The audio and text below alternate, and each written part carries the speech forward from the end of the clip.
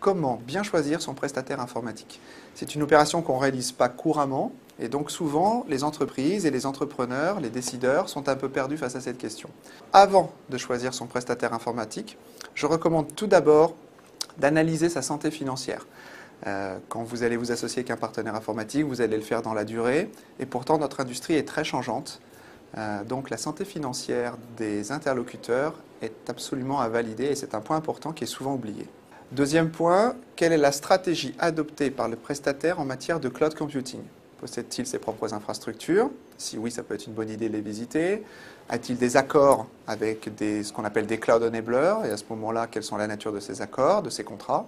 Troisième point, c'est intéressant aussi de savoir comment il travaille. Est-ce qu'il a des procédures internes? Est-ce que c'est rédigé? Est-ce que c'est écrit? Est-ce que c'est documenté?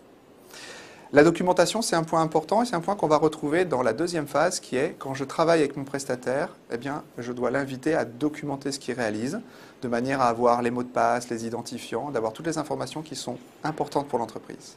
On peut aussi exiger de sa part d'avoir des réunions, peut-être pas forcément tous les mois, mais ça peut être tous les quadrimestres ou tous les semestres, pour faire un point sur l'informatique, avoir une vision, une stratégie, avoir un schéma directeur.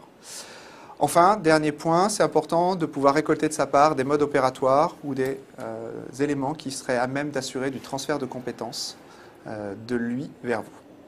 Enfin, l'après, si jamais on doit s'arrêter avec ce prestataire, il faut définir bien entendu les conditions de sortie du contrat, c'est un élément important, donc il est nécessaire d'être vigilant par rapport à ça. Et puis, ce qu'on pourrait appeler la transition technologique ou ce qu'on appellerait dans nos métiers la réversibilité, c'est-à-dire la capacité à récupérer les informations que le prestataire a en sa possession et qui pourraient nous être utiles. En conclusion, je vous invite à vous rapprocher de prestataires qui sont plutôt orientés service, ni produit, ni solution, ni même solution.